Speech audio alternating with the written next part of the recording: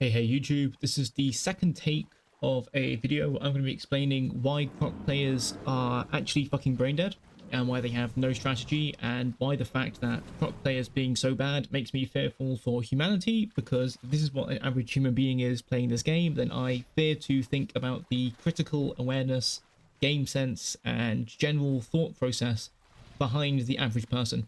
We are playing on an American server. There is no correlation here. I'm sure that EU players are just as shit.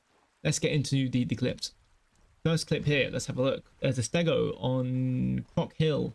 Ooh, let's hope nobody is swinging its tail. Oh, Dino came out and it's fucking dead.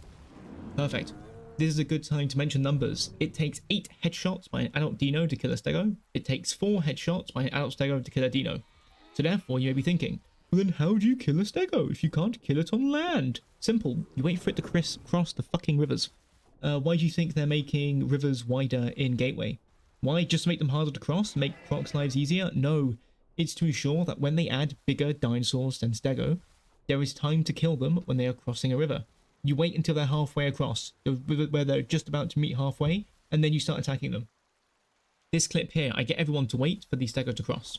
Right? The stego starts crossing, nobody fucking moves. If you listen to the stego's calls of pain, there is no other thing. Furthermore, nobody lunges for the fucking Tenno. There are 3 crocs in there. 3 crocs. Nobody lunges for the Tenno. Nobody attacks the stego except for me. Which makes you wonder, what the fuck were they doing?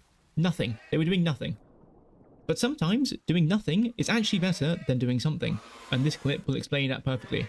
Here we have another situation where we're waiting for a stego to cross, and a croc just goes out and grabs a fucking packy.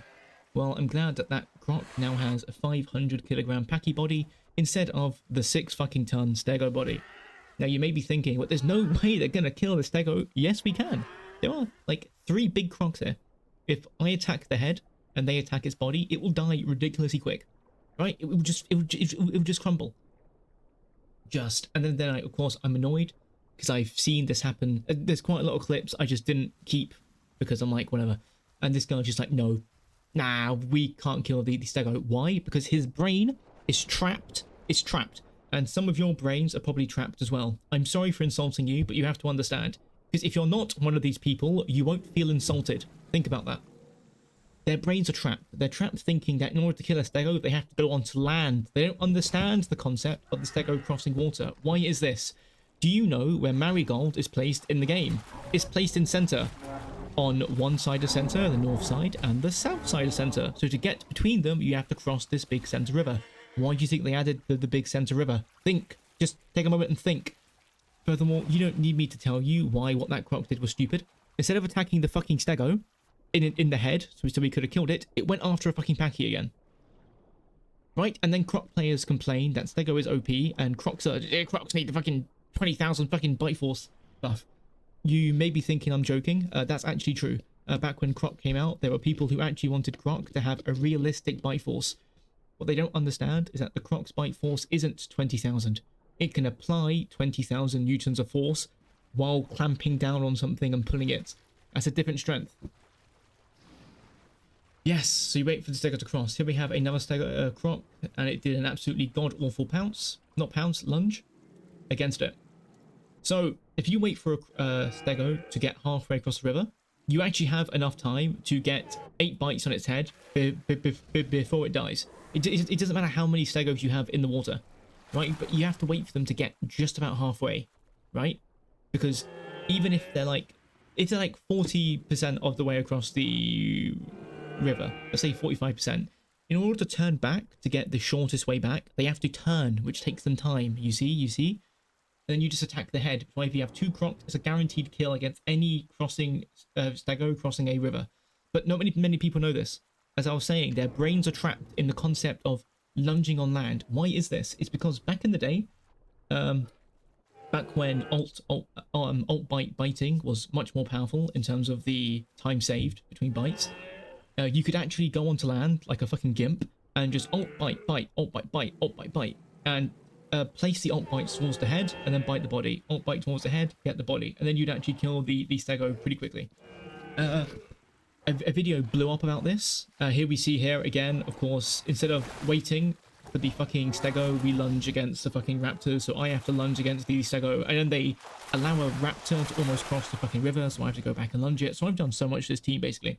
So, back to talking about the main point. Back in the day, when a Deinosuchus would lunge something the same size of it or bigger, it would be stunned for a small moment of time, which would allow you to get at least one hit in, probably two on the head. Fantastic. That means that you're now down 2 headshots against a stego that you'd need. You now only need 4 more. Oh, this clip makes me laugh though. I'm sorry for talking all over the place. You need to understand.